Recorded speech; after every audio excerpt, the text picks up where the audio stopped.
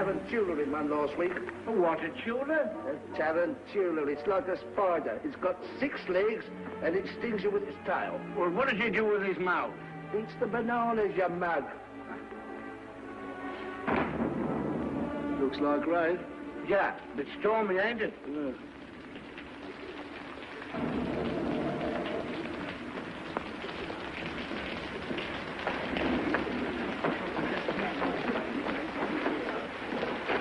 What can Freddie be doing all this time? He really ought to have got us a taxi by now. Taxi!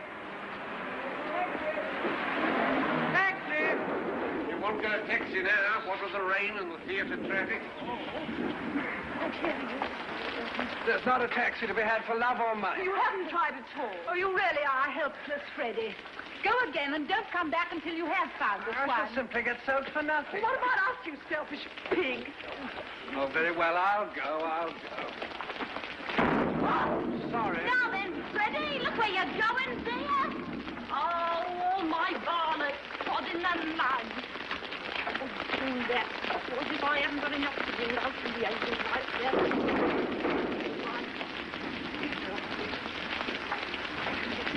How do you know that my son's name is Freddie? Oh, he's your son, is he? Well, if you'd done your duty by him as a mother should, he'd no better than to spoil a poor girl's flowers and run away without paying. Well, here's a sixpence for you. Oh. Thank you kindly, lady. Now, will you tell me how you know the young man's name? I don't. But I heard you call him Freddie. Now, don't you try and deceive me. Yeah, who's trying to deceive you? I called him Freddie or Charlie. Same as you might yourself if you was talking to a stranger and wished to be pleasant.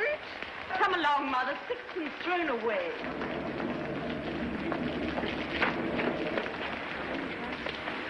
Oh, cheers up, Captain. If it's raining worse this time, it's nearly over. Come on, buy a flower off a poor girl. I'm sorry, I haven't any change. Go on, Captain. I can change you half a crown. No, don't be troublesome. There's a good girl. I haven't any change, really. Here's tuppence, if that's any use to you. Oh, thank you, Captain. Careful. Give him a flower for it. There's a bloke over there taking on every blessed word you're saying. But I ain't done nothing wrong by speaking as a gentleman. I'm a good girl, I am, self me. What's your in about? But I never spoke to him except to ask him to buy a flower off me. What's the good of fussing? What's the row? What'd she do? There's a tech taking her down. Him over there. What do you want to take down what I said for? You'll just show me what you wrote. How do I know if you took me down right? What? What's that? That ain't proper writing. I can't read that. Cheer up, Captain. And buy a flower off a poor girl. Oh, it's because I called him Captain. Why not? Oh, but I meant no harm. Oh, sir. Oh, don't let him charge me. Oh, you don't know what it means to me. They'll take away my character and they'll drive me on the streets for speaking a gentleman. Charge? I make no charge. Really, sir, you needn't start protecting me from molestation until I ask you. Anyone can see the girl meant no harm. Mind your own business. Taking down people's words. I never said a word to him. What harm did she do? Don't be ridiculous. Who's hurting you, you silly girl? What do you take me for? It's all right. He ain't a copper. He's a gentleman. Look at his boots. Gentlemen, he's a blooming busybody, that's what he is. And how are all your people down in Southie? What? And how do you come to be so far east? You were born in Liston Grove. Oh, well, what harm was in my leaving Liston Grove? It wasn't fit for a pig to live in, and I had to pay 4 and 6 a week. Live where you like, but for heaven's sake, stop making that noise. Come, no one's going to harm you. You've a perfect right to live where you please. Blockman, for instance. I'm a good girl, I am. Here, do you know where I come from? Hoxton. Well, who said I didn't? Blimey, you know everything, you do. Where's your warrant? Yes. Bring us like this, don't you? Catch him time to take liberties with a gentleman. Yes. Tell him where he comes from if you want to go fortune telling. Go on. Yes, go on, tell him. All right. Cheltenham, Harrow, Cambridge, India. Right. Come here for now. You no gentleman, he ain't to interfere with a Bourdelle. What on earth can Freddie be doing? I shall get pneumonia if I stay in this draft any longer. Else call. Will you please keep your impertinent remarks to yourself? Did I say that out loud? I'm so sorry. Your mother's Epsom unmistakably. Oh, how very curious. You know, I was brought up in Large Lady Park near Epsom. That's a devil of a name, isn't it? Oh, excuse me. Are you looking for a cab? Don't you dare to speak to me. Oh, please, Clara. Yes, we should be so grateful to you if you could find us a cab. I don't know whether you've noticed it, but it stopped raining. Oh, so it has. Clara, we'll walk to a bus. A cab. Oh,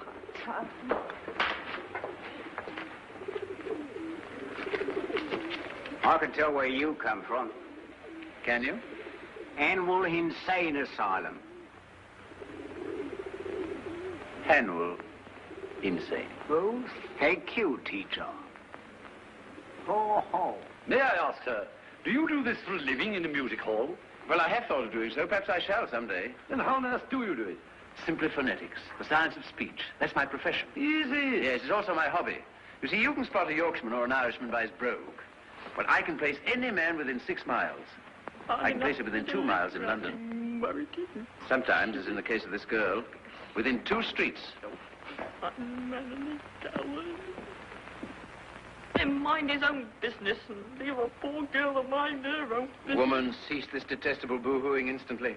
I've a right to be here if I like, same as you. A woman who utters such depressing and disgusting sounds has no right to be anywhere. Oh, Remember that you're a human being with a soul, with the divine gift of articulate speech, and that your language is the language of Milton, Shakespeare, and the Bible. Don't sit there crooning like a bilious pigeon. Oh. Ow. Hems, what a sound. You see this creature with her curbstone English, the English that will keep her in the gutter for the rest of her days? Well, sir, in 3 months I could pass her off as a duchess at an ambassador's reception. No. Yes, I could even get her a job as a lady's maid or a shop assistant, which requires better English. You mean you could make me? Yes, you squashed cabbage leaf.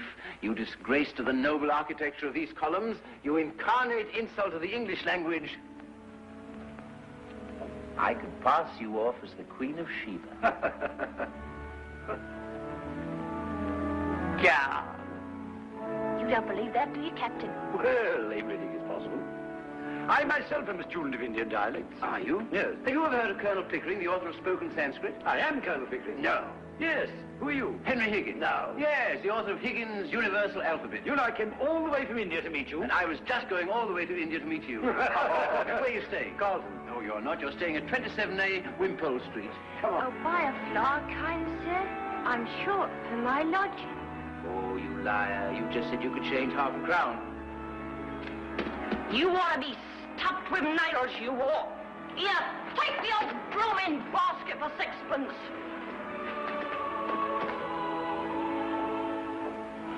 A reminder.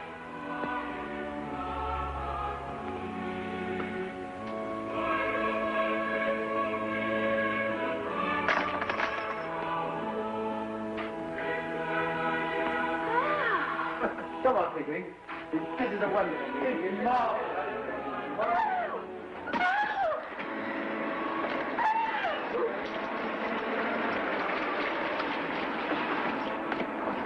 Oh, excuse me, have you seen those 2 ladies who were here just now? Oh, they went to the bus when the rain stopped. And left me with a cab on my hands. Oh, blah. Never mind, young man. I'm going home in a taxi. Here, wait a minute. 18 pence ain't no object to me, Charlie. Buckingham Palace and step on it. Not Freddie. Well, I'll be dashed. You're Buckingham Palace. How much, dearie? Cost you a bob. Yeah, you're a robber, you are. It's disgraceful. A bob for 2 minutes. Ever been in a taxi before? Hundreds and thousands of times. Impudence!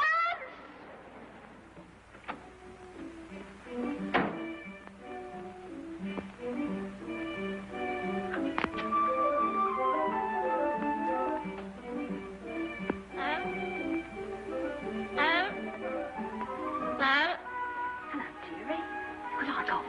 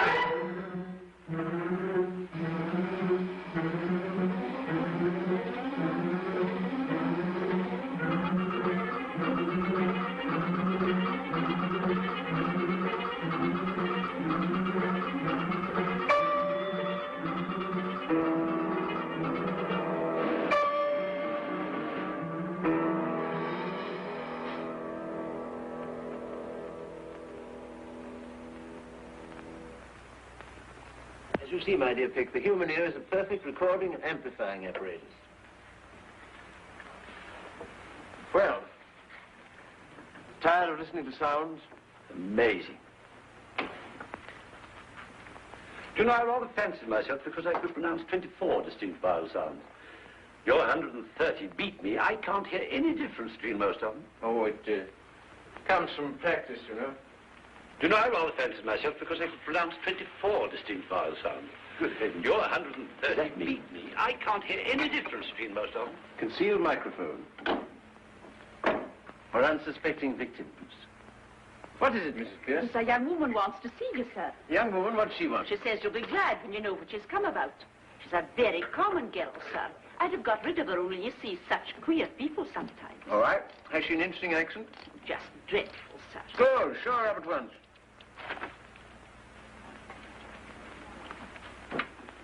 You know, this is really a bit of luck. We'll set her talking, I'll take it down in my phonetic shorthand. Then we'll get her on the machine. You can turn her on as often as you like. Come away. Here's the young woman. Oh, it's you. Oh, she's no use. I've got all the records I want of the Listen Grove lingo. Be off with you, I don't want you. Yeah, don't you be so saucy. You ain't heard what I come for yet.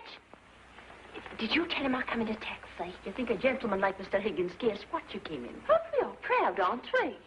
Well, he ain't above giving lessons, not him, heard him say so. And if my money's not good enough, I can go elsewhere. Good enough for what? Good enough for you.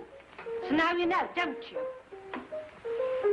I'm come to have lessons, I am. And to pay for them too, make no mistake. Well, I say, Pickering, shall we ask this object to sit down, or shall we throw her out of the window? I won't be called an object when I've offered to pay like any lady. What is it you want, my dear?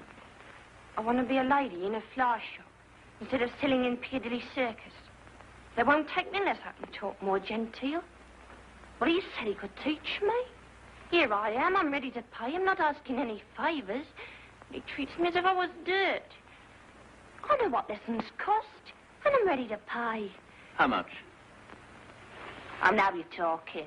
I thought you'd come off it when you saw a chance of getting back a bit of the money what you chucked at me last night. You'd had a drop, haven't you? Sit down. Huh? If you're going to make a compliment of it. Sit down. What's your name? Eliza Doolittle. Won't you sit down, Miss Doolittle? Oh, I don't mind if I do.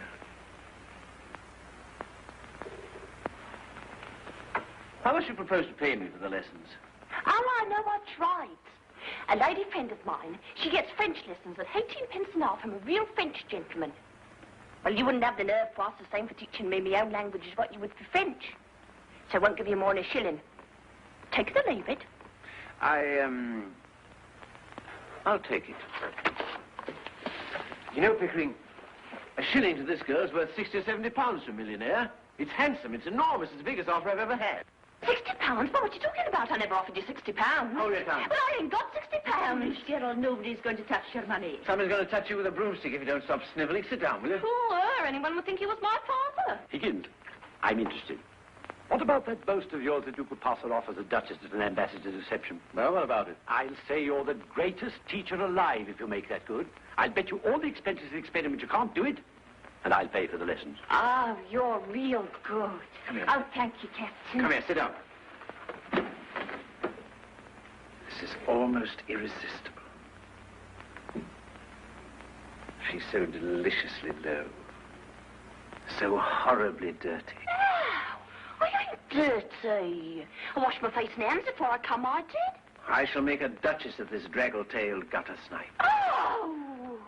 In 6 months, in 3, if she has a good ear and a quick tongue, I'll take her anywhere and pass her off as anything. We start today, now, this minute. Mrs. Pierce, take her away and clean her. Take off all her clothes and burn them. Ring up and order some new ones. Wrap her up in brown paper till they come. You're no gentleman, you ain't, to talk of such things. I'm a good girl, I am. And I know what the likes of you are, I do. We want none of your slum prudery here, young woman. You've got to learn to behave like a duchess. Here, take her away, Mrs. Pierce. If she gives any trouble, wallop. No, call the police on I've her. no place to put her. Put her in the ash can. You can't dig a girl up like that as if you're picking a pebble off the beach. Why not? She may be married. Gah! There you are, as the girl very properly says. Gah!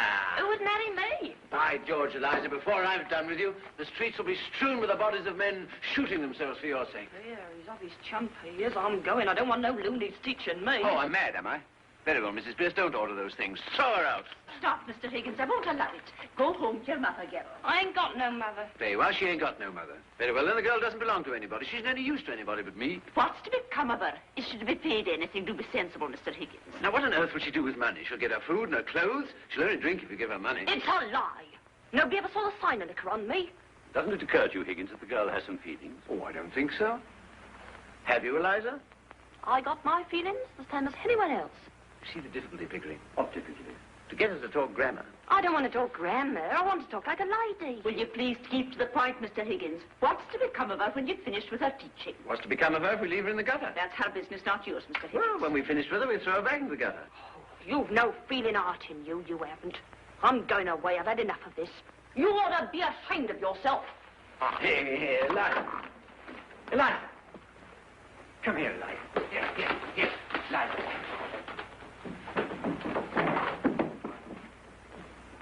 Have chocolate, Eliza.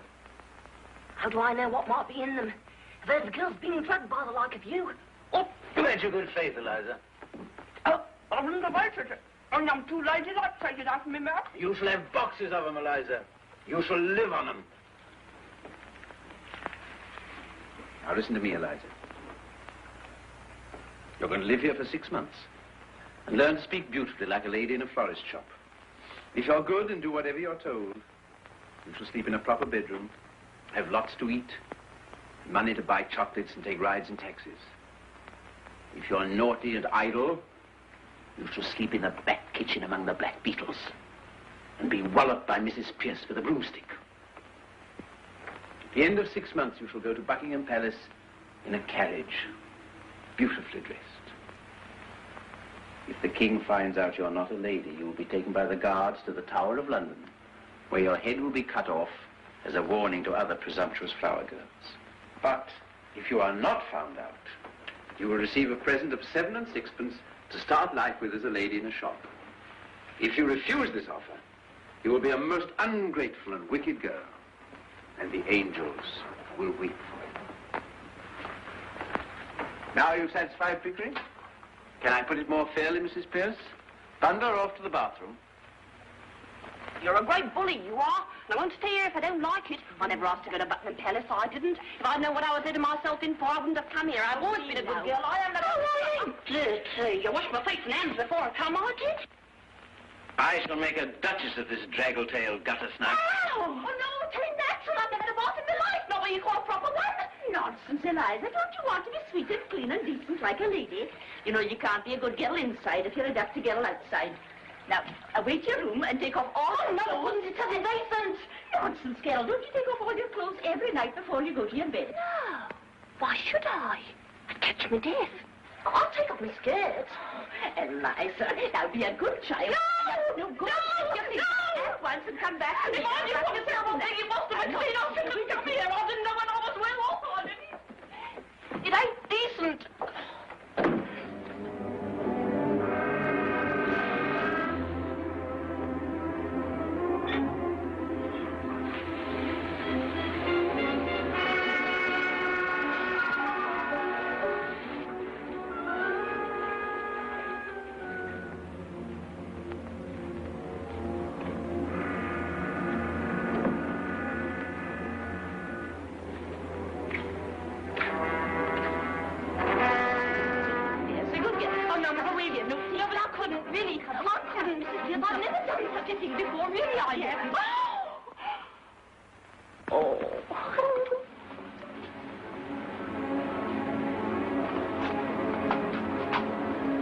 Now come away and tell me if the water's hot enough. No, Mrs. Pierce, don't! No! No, Mrs. Pierce, stop it! I'm getting weak! This has never happened to me before! Oh, help! Help! I've never been treated like this before! Help! Stop it! Help!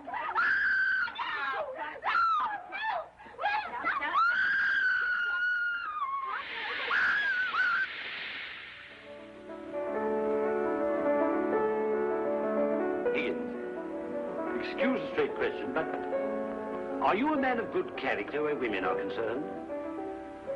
Have you ever known a man of good character where women are concerned? Yes, very frequently. Well, I haven't. I find Breakfast is ready, sir. that the moment I let a woman make friends with me, she becomes jealous, exacting, and a confounded nuisance. So I'm a confirmed old bachelor and likely to remain one. Coffee? Thanks. You know what I mean. I hope it's understood that no advantage is to be taken of her position. What, that thing? Sacred, I assure you. I've taught scores of American millionaires to speak English. The best-looking women in the world. I'm seasoned. They might just as well be blocks of wood. Excuse me, Mr. Higgins. I'd like to trouble you if I may. Yes? Will you be very particular what you say before the girl? I'm always particular about what I say. Oh, no, sir. It doesn't matter before me. I'm used to it. But you really must not swear before the girl. I never swear. What the devil do you mean? That's what I mean. I don't mind your damning and your blasting, but there's a certain word I must ask you not to use. The girl used it in the bath because the water was too hot. It begins with the same letter as bath. I cannot charge myself with ever having uttered it. Except perhaps in moments of extreme and justifiable excitement. Only this morning, sir, you applied it to the boots, the butter, and to the brown bread. Oh, that, a mere alliteration, natural to a poet. Is that all? No, sir. We'll have to be very particular with this girl as to her personal cleanliness. Yes, certainly, certainly. Most important. Might I ask you not to come down to breakfast in your dressing gown, or not to use it as a table napkin if you do, and will you please remember not to put the porridge saucepan onto the clean tablecloth.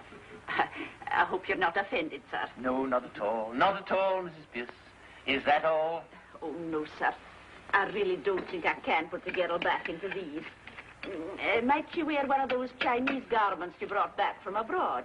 Certainly, certainly. What the devil's that? Oh, don't burn that. We'll keep that as a souvenir.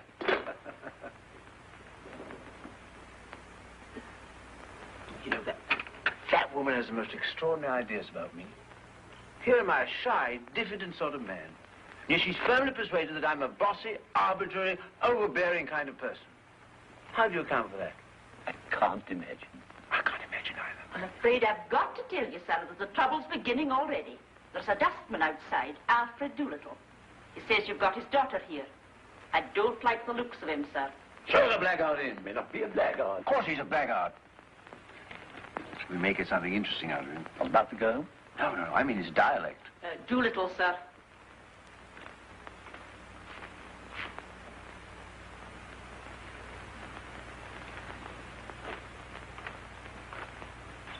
Professor Higgins? Here, good morning. Sit down. Morning, Governor. I come about a very serious matter, Governor. Brought up in Hounslow, Mother Welsh, I should imagine. What do you want, Doolittle? I want my daughter. That's what I want. Well, of course you do. I'm glad to see you have some spark of family feeling left. Your daughter's upstairs. Here, take it away at once. What? Now, look here, Governor. Is this reasonable? Is it fair to take? The girl belongs to me. You've got her. Where do I come in? How dare you come here and try to blackmail me? You sent her here on purpose. No. This is a plot, a plant, an attempt to extort money by threats. I shall telephone the police. Have I asked you for a brass bargain? I'll leave it to the gentleman here. Have I said a word about money? What else did you come for? But I'll tell you if you don't let me get a word in. I'm willing to tell you. I'm wanting to tell you. I'm waiting to tell you. You know, Pickering, this fellow has a certain natural gift of rhetoric. Observe the rhythm of his native wood notes wild. I'm willing to tell you. I'm wanting to tell you. I'm waiting to tell you. The Welsh strain in him. How do you know the girl's here if you didn't send her? Well, she sent back for her luggage, Governor, and I heard about it. Luggage? What luggage?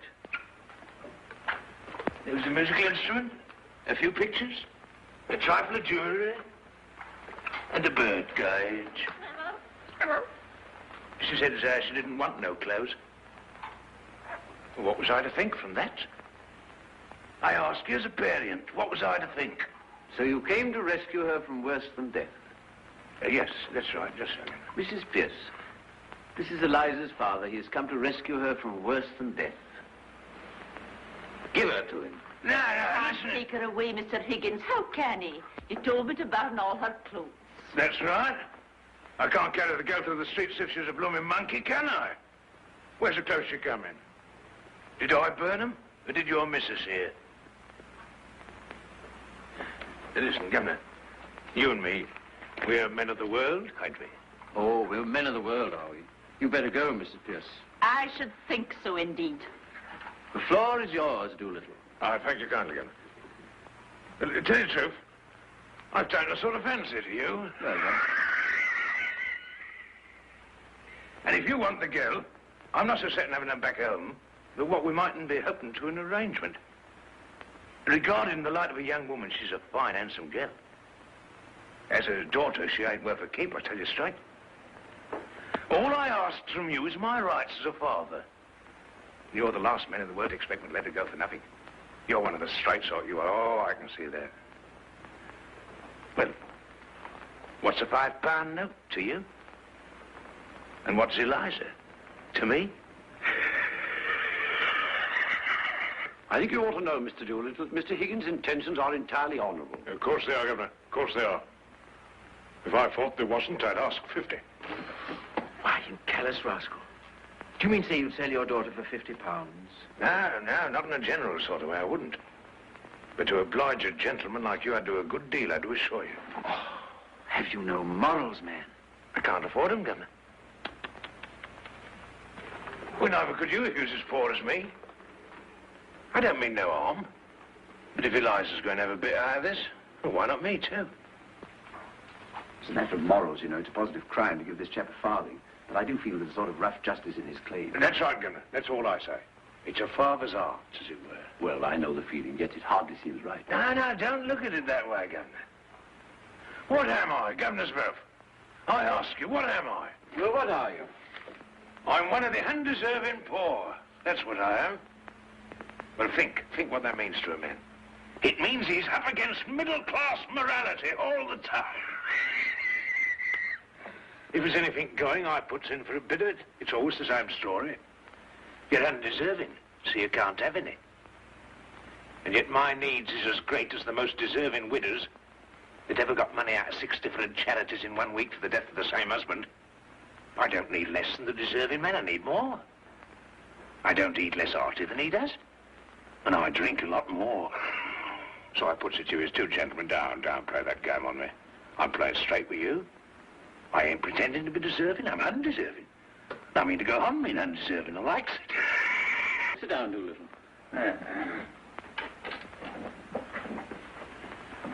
Would you try and do a man out the price of his own daughter? What he's brought up, he's fed, he's clothed by the sweat of his brow, until she grow big enough to be interesting to you two gentlemen? Is £5 unreasonable? I puts it to you, I leaves it to you. Pickering. Here. Shall we give him a £5? He'll make bad use of it, I'm afraid. No, swelp me, Governor, don't be afraid. I shan't save it. Spare it to live idle on it. There won't be a penny of it left for Monday. Just one good spree for myself and the missus. This is irresistible. Come on, let's give him 10. No, thank you kindly, Governor. £10 a lot of money. Makes a man feel prudent like. And then goodbye to happiness. Just give me what I ask, Governor. Not a penny more, not a penny less. You sure you won't take 10? No, not now, Governor. Come on. No, another time, perhaps. Thank you kindly, Governor.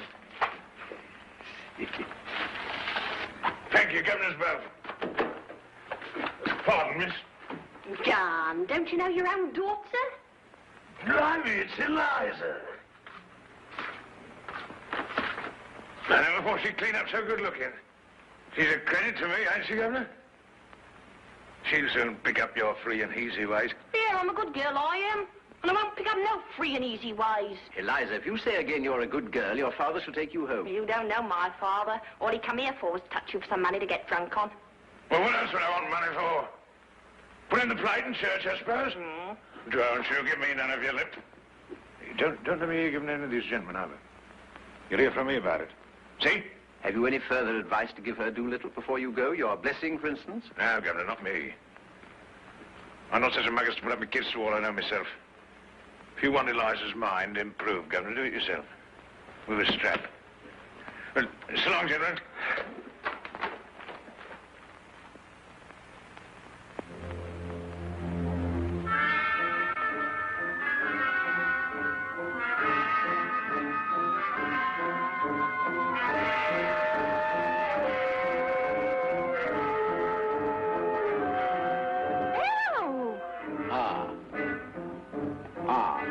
Like father. E. As in machine.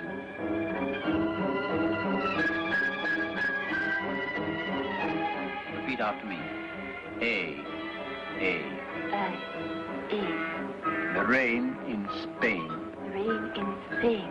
Stays mainly in the plains. Stays mainly in the plains. The rain in Spain stays mainly in the plains. The rain in Spain stays mainly in the plains.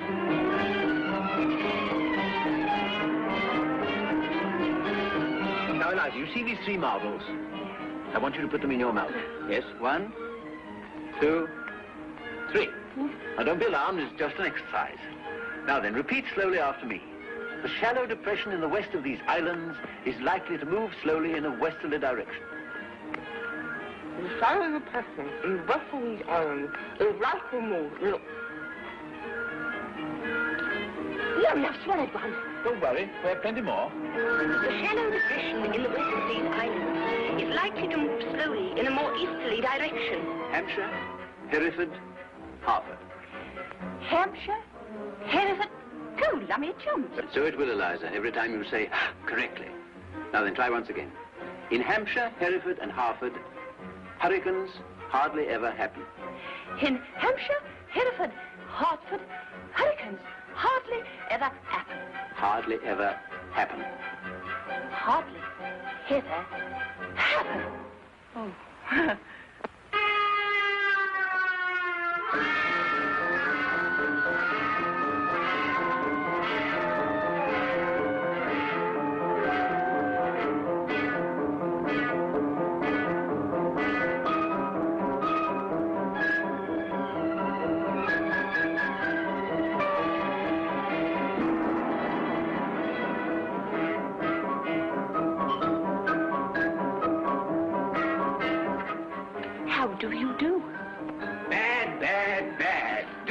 You aren't trying. Do it again. That's not good, Eliza. It's not bad. Now's the time to try her out on somebody. Well, I know. My mother. Henry. Hello, dear. What are you doing here today? This is my at-home day. You promised not to come. Oh, bother. Go home at once. But I just come here on purpose. You see, dear, I picked up a girl. You mean a girl has picked you up? Oh, no. This isn't a love affair. Oh, what a pity. Why? You never fall in love with anyone under 45. Oh, I can't waste my time with young women. They're all such idiots anyhow. Do you know what to do if you really love me, Henry? Get married, I suppose. No. Stop fidgeting. And take your hands out of your pockets. Ah. Don't sit on that table. You'll break it. Come and tell me about the girl. Look here, she's coming to see you this afternoon. Really? I don't remember asking her. No, you didn't, and you wouldn't have if you'd known her. Indeed? Why? She's just a common flower girl. I picked her up in Covent Garden. You've asked her here? Oh, don't worry. I've taught her to speak properly. She'll stick to 2 subjects only, the weather and everybody's health. All that. Oh, that's a blessing anyway. Well, it is, and it isn't. Now, what do you mean by that? You see, dear, I've got her pronunciation all right, but you've got to consider not only how the girl pronounces, but what she pronounces. Mrs. and Miss Ainsford Hill, Mr. Ainsford Hill. Oh, heavens. So good of you to come. Dear, Freddie. How do you do? You know my son. Oh, my son Henry. Miss Hill? Delighted. Mrs. Hill? Enchanted. Mr. Hill? Thank you. Your celebrated son. I've always so longed to meet you, Professor Higgins. Yes, I've seen your face somewhere before. I haven't the ghost of a notion where. But it doesn't really matter. Sit down. Mother, look here. I'm sorry to say my celebrated son has no manners. You mustn't mind him. I don't, Colonel Pickering. How do you do, Mrs. Higgins? The Reverend and Mrs. Birchwood. What, more of them? How do you do? Vicar? You told your mother what he's come for? No, we were interrupted, damn it. Oh, are we in the way? No, not at all. No, by George, we need 2 or 3 extra people. You'll do as well as anyone else. Sit down. Will you excuse me? Colonel Pickering. Henry? I say, what are you doing in my hat? Colonel Pickering, I must know. What is the exact position in Wilmslow Street? Is this gal a servant? If not, what is she? Major and Mrs. Rawcroft. My dear Mrs. Higgins, I really must tell you, the whole thing is extraordinary. My dear, this is the most absorbing experiment I've ever tackled. Yes, this girl regularly fills our lives, doesn't she, Pete? Yes, we're almost talking, Eliza. Teaching Eliza. Dressing Eliza. She has the most amazingly quick ear you ever heard of. Yes, just like a parrot. My dear Mrs. Higgins, I assure you taught that her girl the is most a genius. inconceivable She sounds plays that the a human piano being can perfectly. make. I've You've taught taken her her to European concerts, dialects, continental continental dialects, African African dialects, dialects. Everything teaches her for the space of no grounds they are allowed. You've done it 6 months ago. She's never as if she's done them all her life. You see? Oh, yes. It's quite clear to me. Doolittle.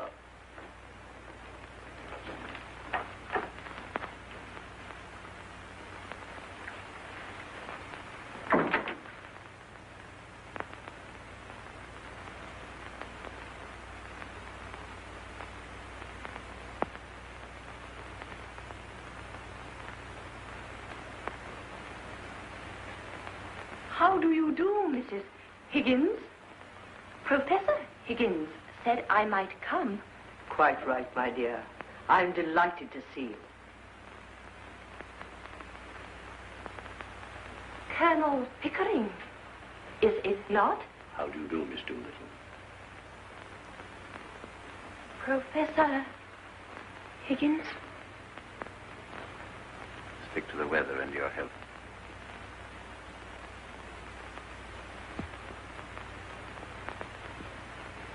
Mrs. Hill, Miss Doolittle. I feel sure we've met before, Miss Doolittle. I remember your eyes. How do you do? By George, yes, it all comes back. Daughter, Cotton Garden. Clara, how do you do? What a confounded thing. My son, Freddie. Oh, how do you do? How do you do? I'm sure I've had the pleasure somewhere.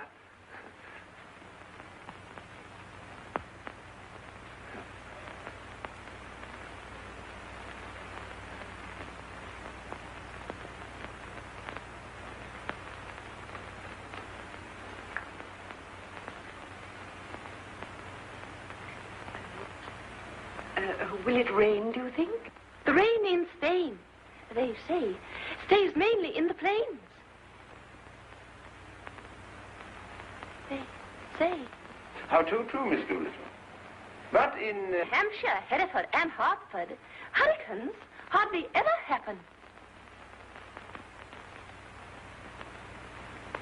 Do they? Hardly ever, Miss Doolittle. How awfully funny. What is wrong with that, young man? I bet I got it right.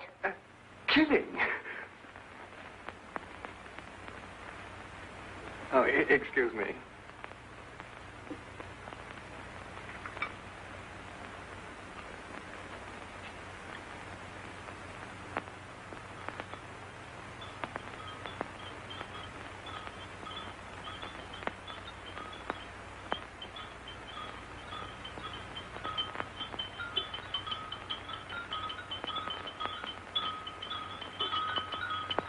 I do hope it won't turn cold. There's so much influenza about. It runs right through our family every spring. My aunt died of influenza. So they say. But it is my belief as how they done the old woman in.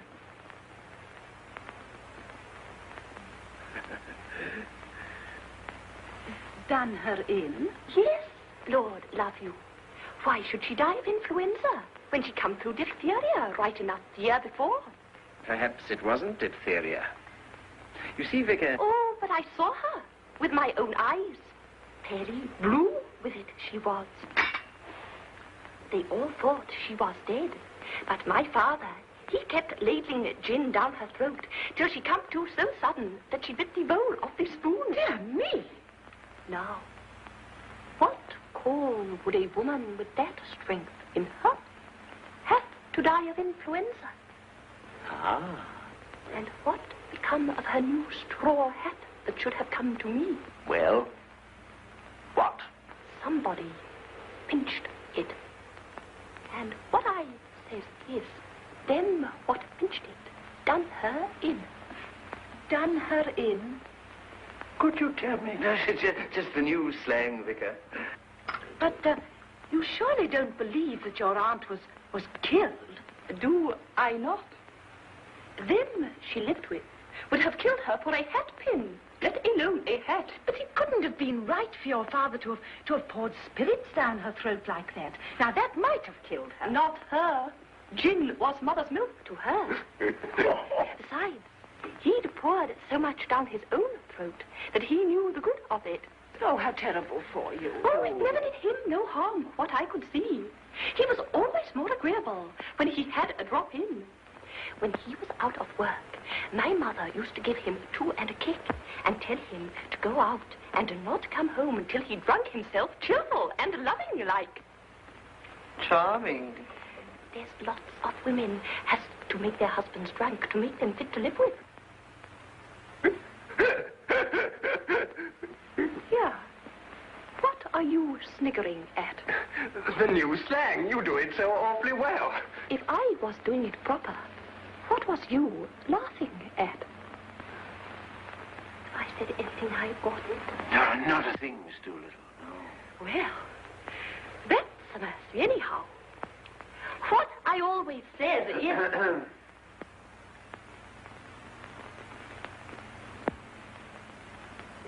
Well, I must go now. Goodbye, Mrs. Higgins. So glad to have met you. Goodbye, my dear. Goodbye, Vicar. Goodbye, Colonel Pickering. Bye, Miss Doolittle. Good...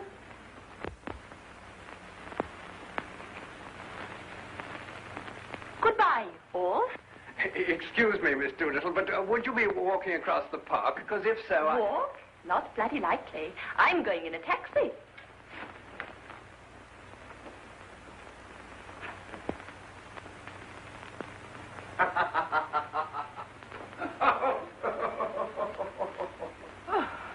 Oh, it's no use. I shall never be able to bring myself to use that word. Oh, don't. It isn't compulsory, you know.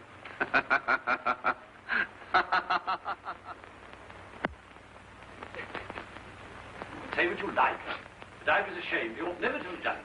Oh, perhaps we were a bit hasty, but I'll soon put that right. It's no use, Higgins. You'll have to face it. It isn't fair on the poor girl. You'd better call the whole thing off. Nonsense. I said I'd pass the gutter snipe over the Duchess, and pass her off with the Duchess I will. Here. You see that? It's an invitation from the Transylvanian Embassy. I'm going to take her there. You're mad. I tell you, Pig, that girl can do anything. Eliza! Eliza! Stop sniveling, girl. Eliza, shall I give you another chance? Will you work? Good. No, no, no. Do it again.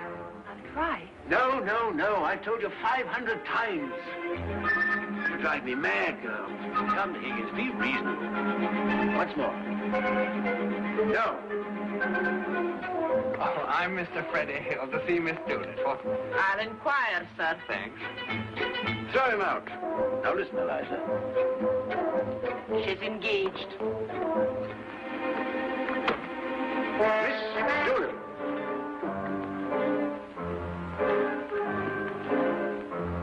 Oh, why can't you do it like this?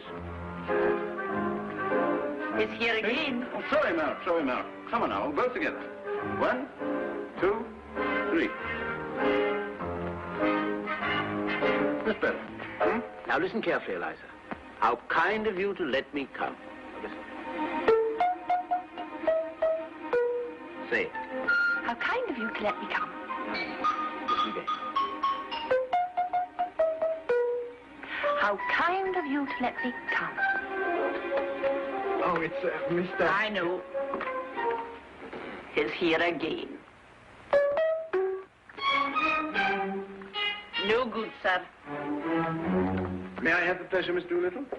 Get up, girl, get up. Yes, I'll be delighted. I'll be delighted. All right, come on then. 1, 2, 3, 1, 2, 3, 1, 2, 3, 1, 2, 3, 1, 2, 3, 1, 2, 3, 1, 2. She's no sense of timing at all. You now watch me with Pickering. Come on, Pickering. 1, 2, 3, 1, 2, 3, 1, 2, 3, 1, 2, 3, 1, 2, 3, 1, 2, 3. You see what I mean? Now, once again.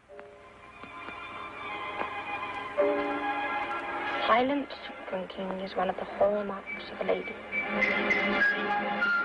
Now, wake up, Eliza. How do you address an ambassador? Your Excellency. Right. Now imagine yourself standing before an archbishop. How would you address him? Your Holiness. No, an archbishop, not the Pope. Your Worship. No. Your Majesty. Right. Now then, an ambassador, Your Excellency. an archbishop, Your Grace. the Queen, Your Majesty. an archduke.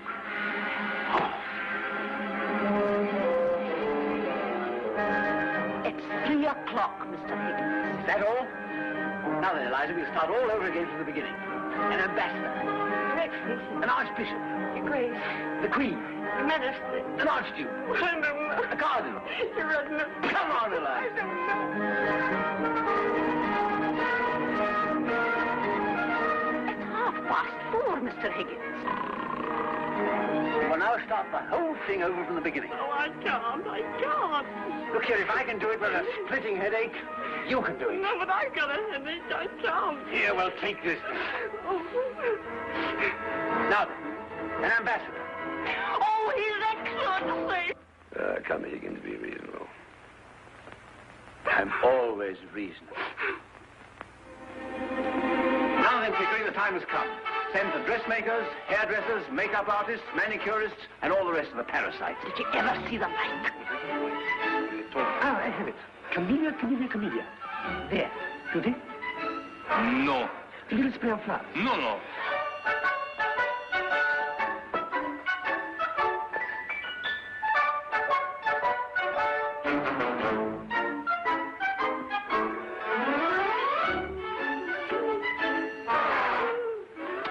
More mud there.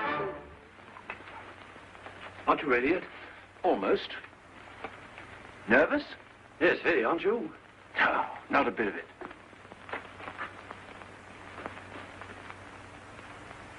Not a bit of it.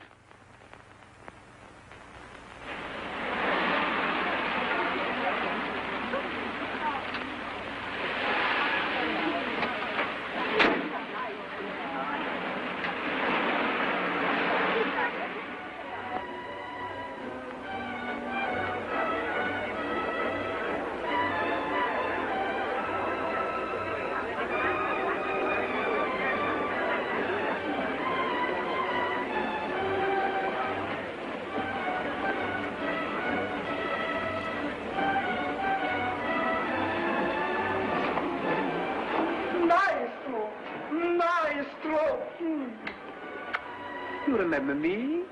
No, I don't. Where have we met? But I'm your pupil, your first pupil, your best and greatest pupil. I've made your name famous throughout Europe. You teach me phonetics, you cannot forget me. I am at Aristide Carpati. What, are you Aristide? Why the devil don't you cut your hair? Oh, if I cut my hair, nobody notices me. I have not your imposing appearance, your chin, your brow. Well, tell me, what are you doing here among all these swells? I am indispensable at these international parties. You can place a man anywhere in London the moment he opens his mouth. I can place a man anywhere in Europe. Excuse me, sir. I want it upstairs. Her Excellency cannot understand the Greek gentleman. Oh, indeed. I'll come at once. This Greek diplomat who pretends he cannot speak or understand English. He cannot deceive me. À tout à l'heure, mon vieux. Is that Carpati fellow really an expert? My best pupil. But heaven help the master who's judged by his disciples. But if we meet you, Lassie, we're done. Don't let's bother about the bits. Let's go home. Oh, rubbish. That idiot.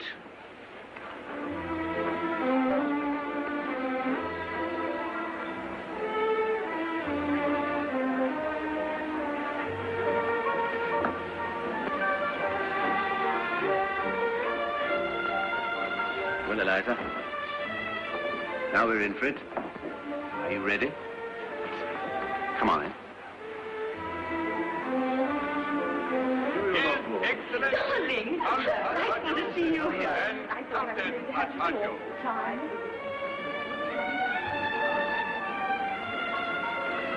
That fellow found us about Eliza. He'll blackmail us. Let him try. Her Grace, the Duchess of Care.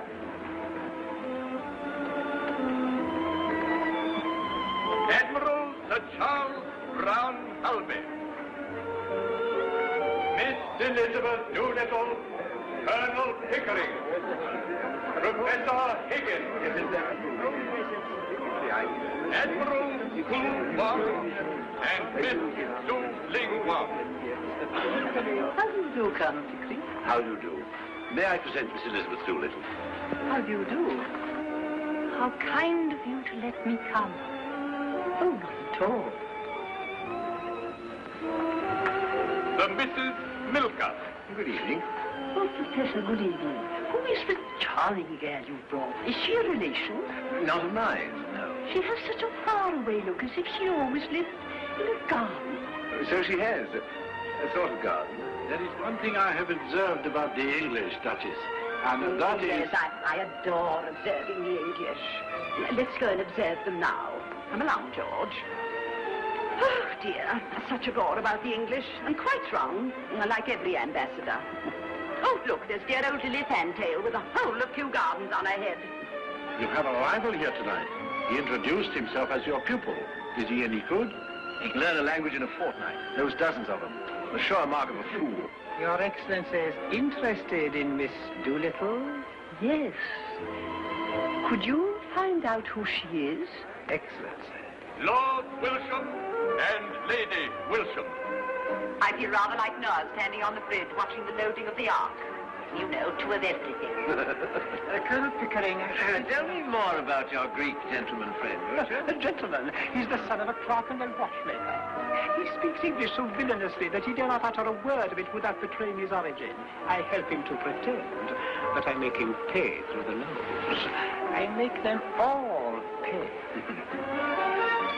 And now, Professor Higgins, I should be delighted if you would present me to this Miss Doolittle. No, you don't. Can't you see she's talking to a duchess?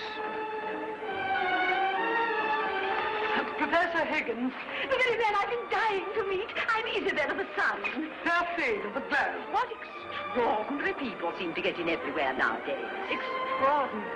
Colonel Pickering, unfortunately we were interrupted. Would you be so kind as to introduce me to Miss Doolittle? Well, You remember you so kindly addressed the guild of the Navy officers? Yes, excuse me, but I'm... No, this time around. Long time.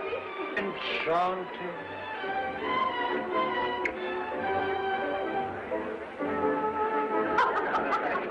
I don't believe it's true.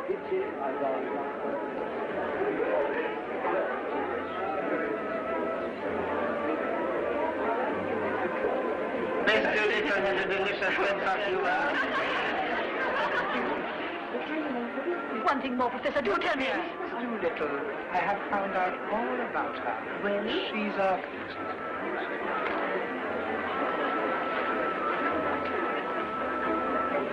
Well, now, go on. I say, Pickering, you know what's happened.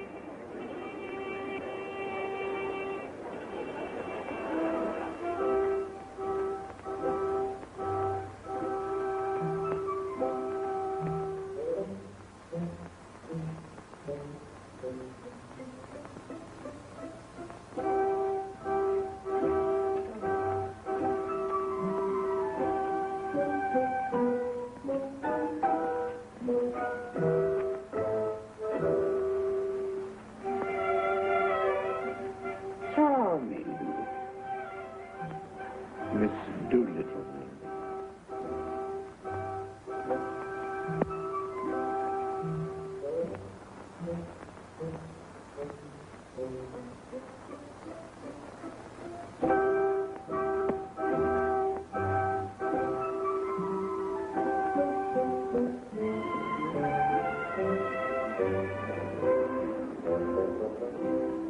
My dear fellow, I hope you don't think I reduced that Carpathy chap to Eliza to win my bid. Nonsense, but the game's all up, Pickering. He's found out all about her.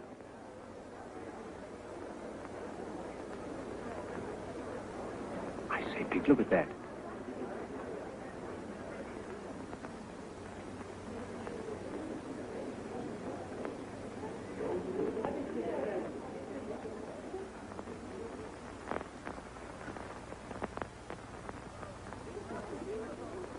is she? I can't imagine. My child, my son would very much like to dance with you. If I may be allowed the honor.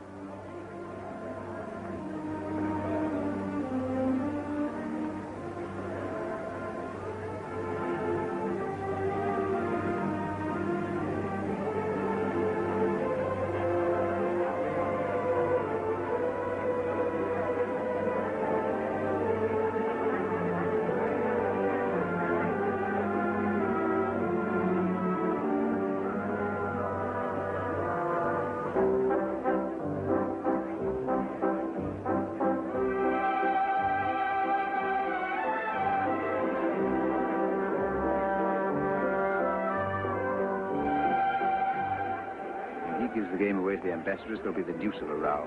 I wouldn't miss it for worlds. Excuse me.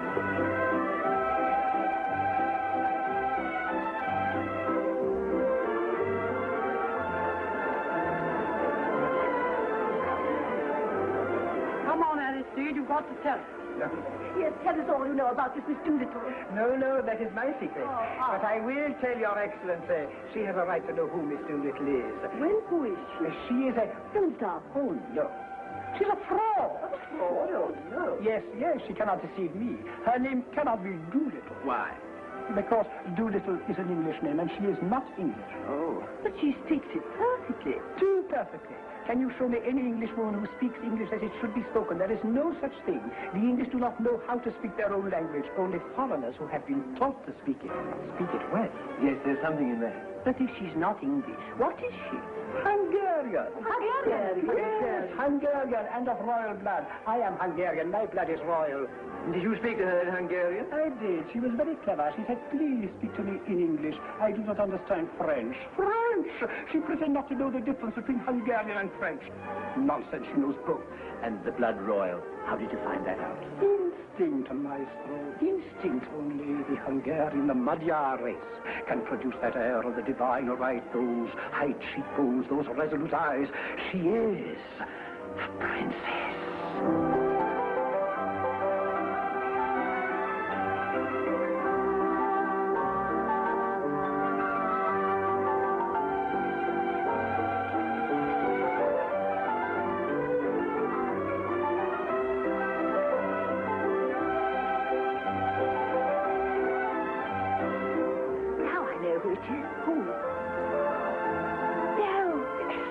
Profile is the old Duke exactly.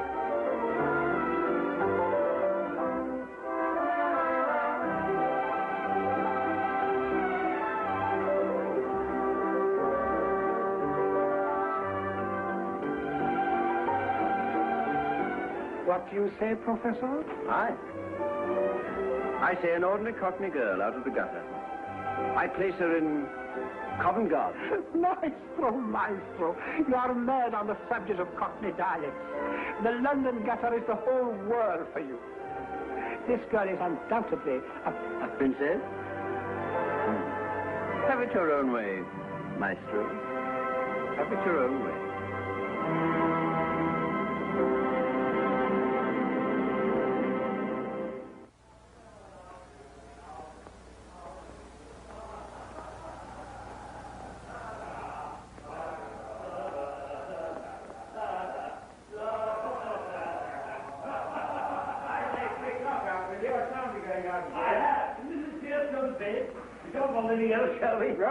No. Oh, I say, Mrs. Pierce will rouse, leave things lying about here. Oh, she'll pick them up. She'll think we were drunk. There we are. Slightly. Were there any letters? Didn't look. Heavens, what an evening. What a crew. What silly tomfoolery. Thank God it's all over. Hey, what the devil are my slippers? Well, you won your bet. Eliza did the trick and something to spare. Oh, it was interesting enough at first, but afterwards I got deadly sick of it. The whole thing's been a perfect bore. Oh, come, the reception was frightfully exciting. For the first 3 minutes. But as soon as I saw we were going to win hands down, I lost interest. No more artificial duchesses for me. Oh, they're there, are they? I must say Eliza did it awfully well. You see, lots of the real people can't do it at all. The silly fools don't even know their own silly business. Anyhow, that's all over and done with. Now I can go to bed without dreading tomorrow. Well, I shall turn in too. Still, it's been a great triumph for you. Yes, it has rather, hasn't it? Marvellous. Good night. Good night, Owen. Good Night, Eliza.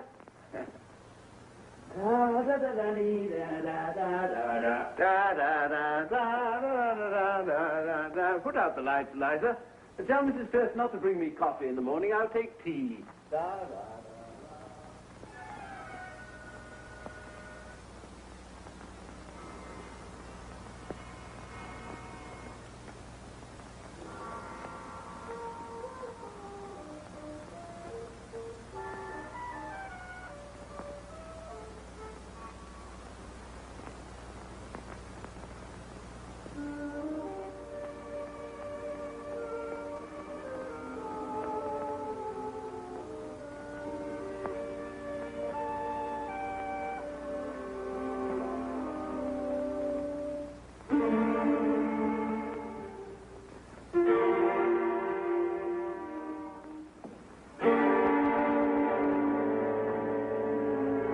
I put my slippers.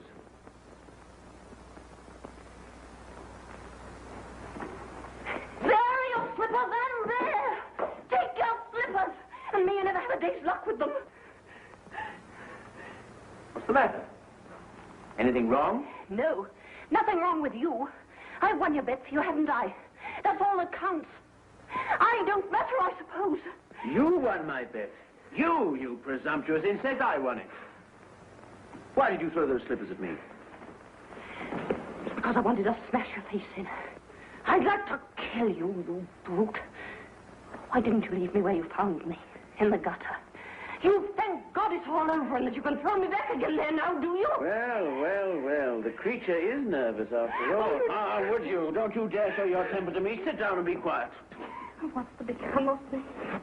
What's to become of me? How the devil do I know what's to become of you? What's it matter what becomes of you? You don't care. I know you don't care. You wouldn't care if I was dead. I'm nothing to you, not so much as them slippers. Those slippers. Those slippers. Anything made any difference now? May I ask whether you complain of your treatment here? No. Has anyone behaved badly to you? Colonel Pickering, Mrs. Pierce, any of the servants? No.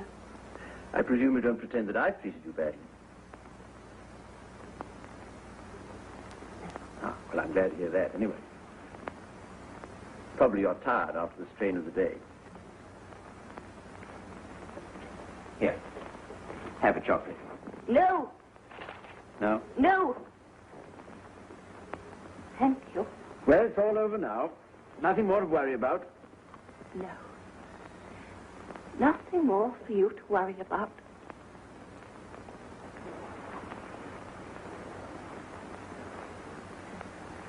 Oh, God. I wish I was dead. Why? In heaven's name, why? Now, listen to me, Eliza. All this irritation is purely subjective. I don't understand. I'm too ignorant. It's only imagination. Low spirits, nothing more. Nobody's trying to hurt you, nothing's wrong. Now, you go to bed like a good girl and sleep it off. Have a little cry and say your prayers, and that'll make you comfortable. I heard your prayers. Thank God it's all over. Well, don't you thank God it's all over? Now you're free, you can do what you like. What am I fit for? What have you left me fit for? Where am I to go? What am I to do? What's to become of me? Oh, so that's what's worrying you, is it? Oh, you'll settle down somewhere or other? But I hadn't quite realized that you were going away.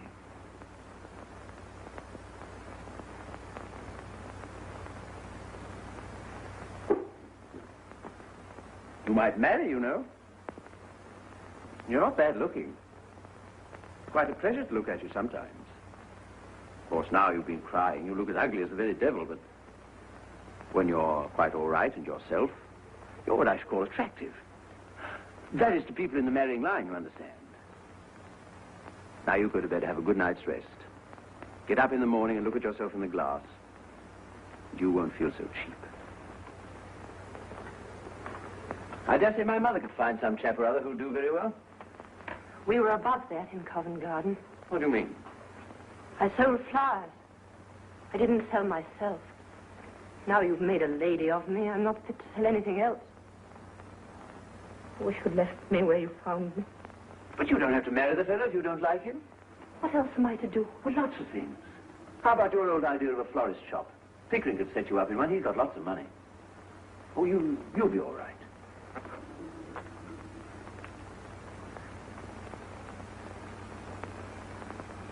I must clear off to bed. I'm devilish sleepy.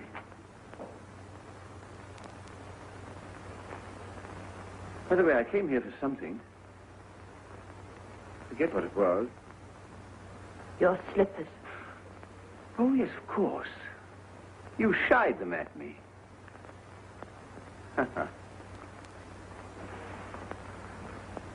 Before you go, sir. Eh? Do my clothes belong to me or to Colonel Pickering? What the devil use should they be to Pickering? You might want them for the next girl you pick up to experiment on. Is that the way you feel towards us? I don't want to hear any more about that. All I want to know is what belongs to me and what doesn't. My own clothes were burnt. What's it matter? Why need you start bothering about that in the middle of the night? I want to know what I may take away with me. I don't want to be accused of stealing. Stealing?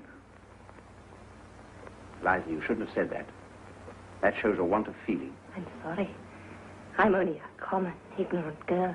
And in my station, I have to be careful. There can't be any feelings between the like of you and the like of me. Will you please tell me what belongs to me and what doesn't? Oh, you can keep the whole confounded house full if you like. All except the jewels. They're hired. Will that satisfy you? Stop, please. Will you take these to your room and keep them safe? I don't want to run the risk of them being missing. Hand them over. If these belong to me instead of the jeweler, I'd ram them down your ungrateful throat. This ring... It isn't the jeweler's. It's the one you bought me in Brighton. I don't want it now. Don't you hit me. Hit you, you infamous creature. How dare you accuse me of such a thing? It's you who have hit me. You've wounded me to the heart. I'm glad. Glad. I've got a little of my own back anyhow. You've caused me to lose my temper.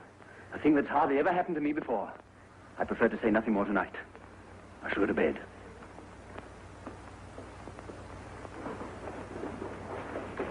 You'd better leave a note to Mrs. Pierce about the coffee, because she won't be told by me. Damn Mrs. Pierce, and damn the coffee, and damn you, and damn my own folly in having lavished hard-earned knowledge and the treasure of my regard and intimacy on a heartless gutter snipe.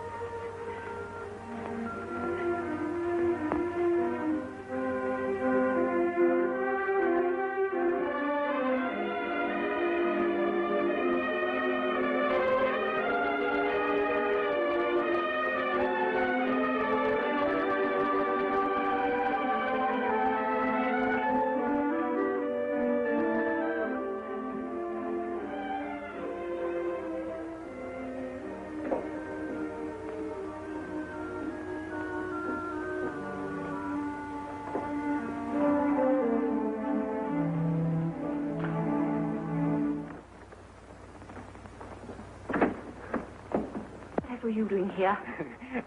Nothing. As a matter of fact, I spend most of my nights here. It's the only place I feel really happy. Don't laugh at me, Miss Doolittle. Don't you call me Miss Doolittle. Eliza's good enough for me. Where are you going? To the river. What for? To make a hole in it. To make a hole in it? Freddie, you don't think I'm a heartless gutter snipe, do you? No, darling. How can you imagine such a thing? I think you're the most wonderful, the loveliest. Now then. This isn't Paris, you know. No, sorry, Constable. Eliza. Eliza, you let me kiss you. Oh, why not? Why shouldn't someone kiss me? Why shouldn't someone be in love with me? Kiss me again. Kiss me again. All right.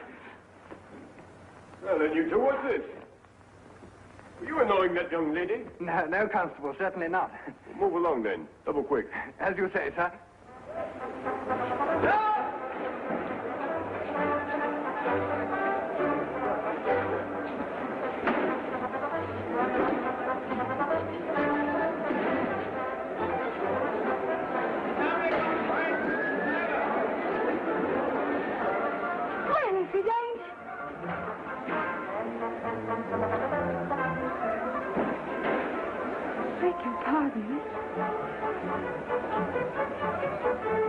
Claire, for poor girl.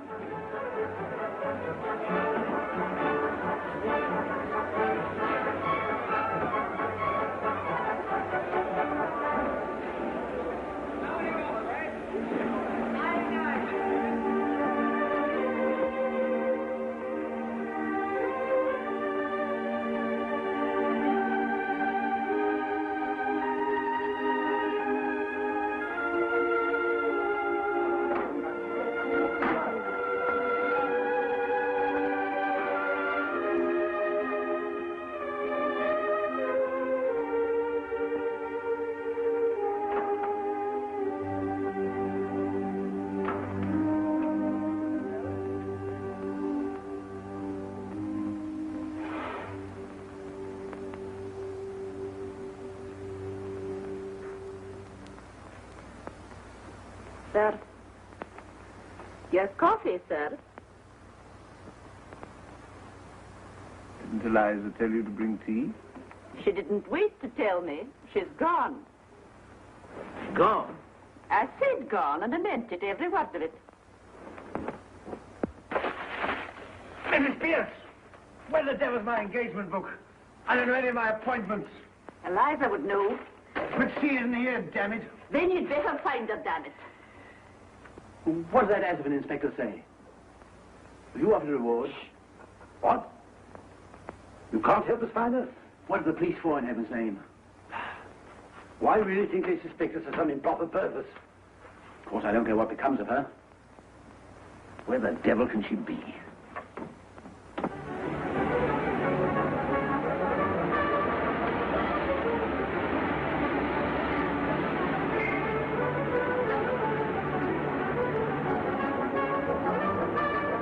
Have you seen Eliza Doolittle?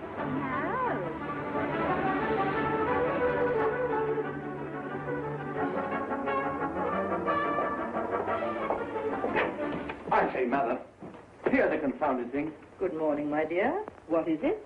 Eliza's bolted. Good morning, Colonel Pickering. Eliza's bolted. What am I to do? Do without, I'm afraid, Henry. The girl has a perfect right to leave if she chooses. But something may have happened to her. If you can't let her go like this, what are we to do? You've no more sense, either of you, than two children. You must have frightened the poor girl. Frightened her? I hardly said a word to her. Did you bully her after I went to bed? Well, certainly not. Exactly the other way about. She threw the slippers in my face. The moment I entered the room, the slippers came bang in my face before I'd uttered a word.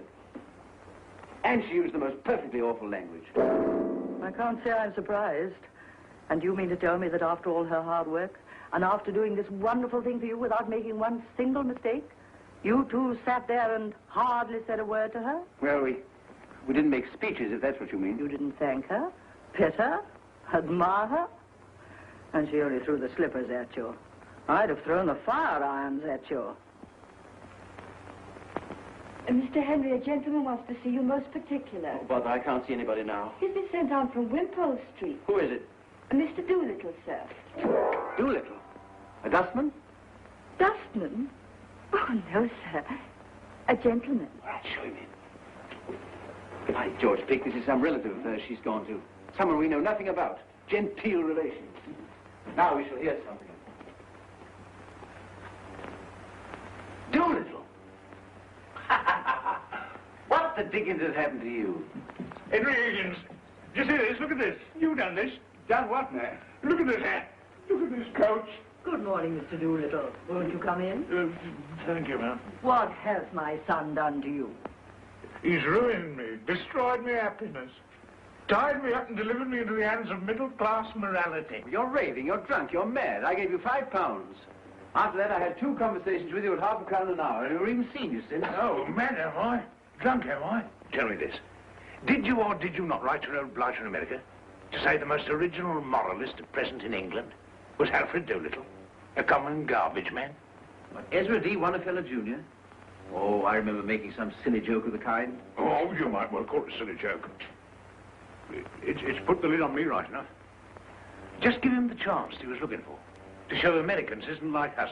That they recognize and respect merit in whatever class of life, however humble. Them words is in his blooming will, in which he leaves me £3,000 a year, on condition I lecture for the Wonderfellow Moral Reform League, as often as they ask me up 6 times a year. But this solves the problem of Eliza's future. You can provide for her now. Yes, I'm expected to provide for everybody now at £3,000 a year. He shan't provide for her. She doesn't belong to him. I paid him £5 for her. Doolittle, you're either an honest man or you're a rogue. A little of both, very like the rest of us, a little of both. The point is, have you found Eliza? Have you lost her? Yes. Blimey, you have all the luck you have. No, I ain't found her, but she'll find me quick enough now. That's what you done to her. Now, you listen to me. I wait here for a moment, Mr. Doolittle. Henry, I've a surprise for you. Do you really want to know where Eliza is? Yes, where is she? She says she's willing to meet you on friendly terms and let bygones be bygones. Is she, by God? Pickering, where is she? Now promise to behave yourself, Henry. Good morning, Colonel Pickering. Quite chilly this morning, isn't it?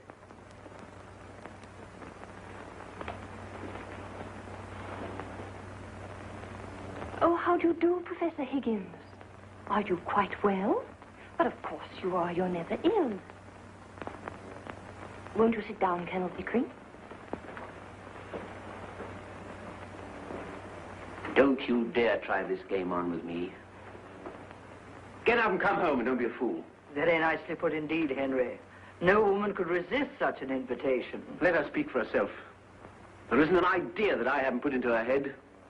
I tell you, I've created this thing out of squashed cabbage leaves in Covent Garden. Now she pretends to play the fine lady with me. Will you drop me altogether now the experiment is over, Colonel Pickering? Oh, you mustn't think of it as an experiment. Oh, I'm only a squashed cabbage leaf. But I owe so much to you that I should be very unhappy if you forgot me. You see, it was from you that I learned really nice manners. And that's what makes one a lady, isn't it? Ah. And that's what makes the difference, after all. No doubt. Still, he taught you to speak, you know, and I couldn't have done that. Of course, that was his profession. It was just like learning to dance in the fashionable way. There was nothing more than that in it. But you know what began my real education? No. You're calling me Miss Doolittle that day when I first came to Wimpole Street. That was the beginning of self-respect for me. You see, the difference between a lady and a flower girl isn't how she behaves. It's how she's treated. Now, I know that I should always be a flower girl to Professor Higgins because he always treats me as a flower girl and always will. Don't grind your teeth, Henry. But I know that I can be a lady to you because you always treat me as a lady and always will. Well, that's very nice of you to say so, Miss Doolittle. I should like you to call me Eliza now, if you would. Thank you. Eliza. Of course. And I should like Professor Higgins to call me Miss Doolittle. You damn first. Henry? Henry? But you're coming back, aren't you? You'll forgive Higgins. Forgive? Will she, by George? Let her go. Let her find out what it's like to be without us. In 3 weeks, she'll relapse back into the gutter without me at her elbow. You won't relapse, will you, Eliza? No, never again. I don't believe I could utter one of those old sounds if I tried. Ow! Ha-ha! What did I tell you? Victory! Victory! Ow! Ow! Ow! Ow! Ow! Henry! Ow! Eliza, it ain't my fault. Your stepmother... Henry, look, Henry. Oh. Colonel, I'm getting late for the wedding. Wedding? What wedding? Mine. Yours? Yes, in spite of all I've said and done, my wife. She's going to marry me. I'm feeling uncommon nervous about the ceremony, Governor. We should come and put me through it. You've been through it before. You were married to Eliza's mother. Who told you that, Governor? Well, nobody told me, but I concluded naturally. No. That ain't the natural way, Governor. That's only the middle-class way. But don't tell Eliza. She don't know. I always had a sort of delicacy about telling her. You're quite right.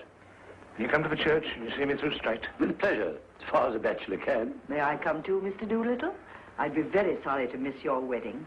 We should indeed be honored by your condescension, Mum. My poor old woman, she'd look upon it as a tremendous compliment. She's been very low lately, thinking of the happy days that are no more. Eliza, your stepmother's going to marry me. Will you come to the church and see me turned off? I've ordered the car, dear. Wait for me. Colonel Pickering can go with the bridegroom. Bridegroom. What a word. Makes a man realize his position somehow. So long. See you at the church. Middle-class morality claims its victim.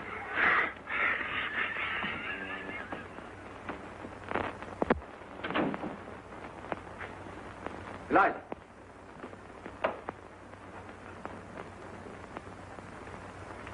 Well, Eliza, you've had a bit of your own back now, as you call it. You had enough? You're going to be reasonable, or do you want some more? You want me back only to put up with your tempers and pick up your slippers and fetch and carry for you. I haven't said I wanted you back at all. Oh, indeed. Then what are we talking about? About you, not about me. If you come back to me, I shall treat you just the same as I've always treated you. I can't change my nature, and I don't intend to change my manners. My manners are exactly the same as Colonel Pickering. That's not true. He treats a flower girl as if she were a duchess. I treat a duchess as if she were a flower girl. I see. The same to everyone. Oh, I don't care how you treat me. I don't mind your swearing at me. I don't mind a black eye. I've had one before this, but I won't be passed over. Then get out of my way, for I won't stop for you. You talk to me as if I were a bus. So you are a bus, all bounce and go, and no consideration for anyone. Once for all, understand that I go my way and do my work without caring tuppence what happens to either of us. So you can come back or go to the devil, whichever you please. And what am I to come back for? For the fun of it. That's what I took you on for. And you can throw me out tomorrow if I don't do everything you want me to? And you can walk out tomorrow if I don't do everything you want me to. And live with my stepmother? Yes, or sell flowers. Or would you rather marry Pickering? I wouldn't marry you if you asked me. And you're nearer my age than what he is. Than he is. I'll speak as I like.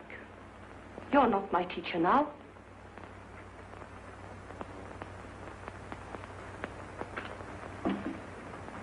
I don't know that Pickering would, though. He's as confirmed an old bachelor as I am. That's not what I want, and don't you think it. I've always had chaps enough wanting me that way. Freddie Hill writes to me, twice and 3 times a day. Sheets and sheets. Blast his impudence. He has a right to if he likes, poor lad. And he does love me. You have no right to encourage him. Every girl has a right to be loved. Well, by fools like that? Freddie's not a fool. Oh. If he's weak and poor and wants me, maybe he'd make me happier than my betters who bully me and don't want me. I can do without you. Don't think I can't.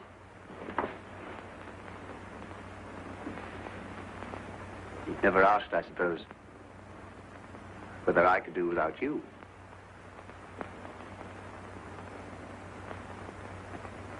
You'll have to do without me. I can do without anybody. I have my own soul, my own spark of divine fire. But I shall miss you, Eliza.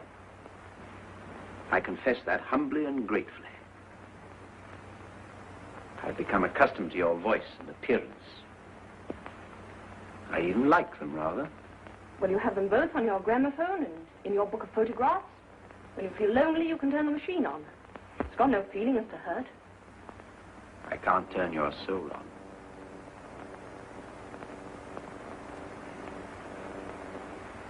Oh, you're a devil. You can twist the heart in a girl as easily as some can twist her arms to hurt her. I want a little kindness. I know I'm only a common, ignorant girl, but I'm not dirt under your feet. what I done, what I did, it wasn't for the dresses and the taxis. It was because we were pleasant together and because I came to care for you, not forgetting the difference between us and not wanting you to make love to me, but well, more friendly like. Of course, Eliza. That's exactly how I feel. And how Pickering feels. Eliza, you're a fool. That's not a proper answer to give me. If you can't stand the coldness of my sort of life and the strain of it, go back to the gutter.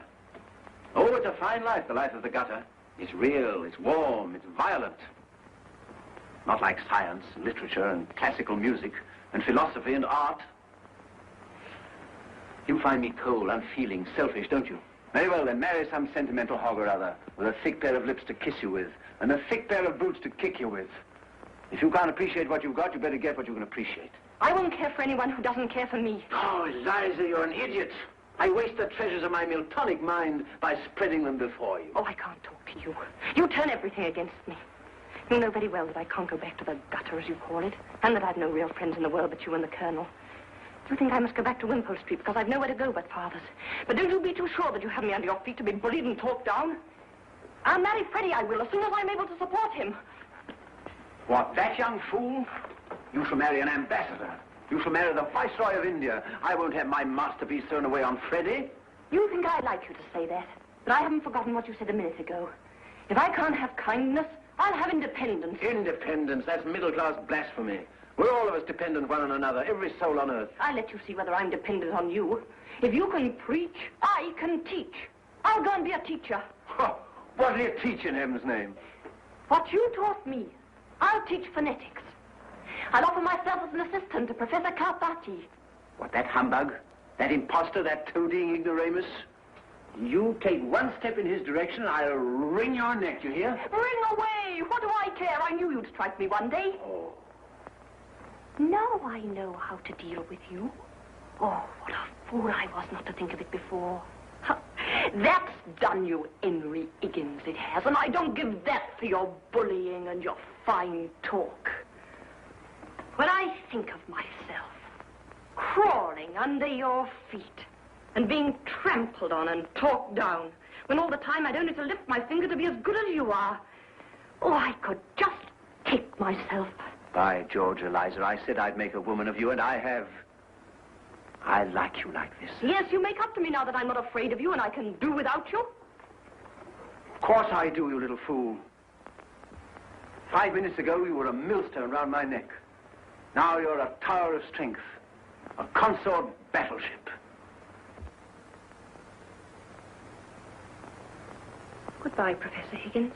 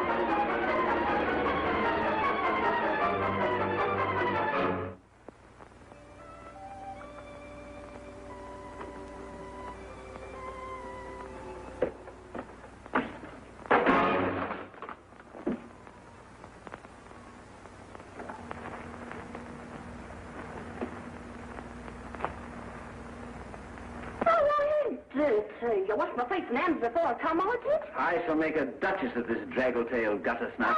Oh! In 6 months, in 3 years.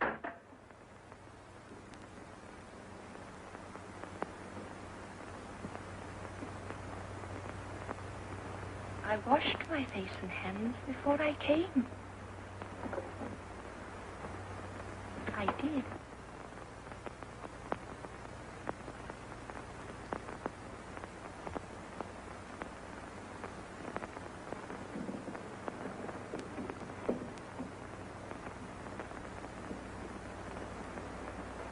Where the devil are my slippers, Eliza?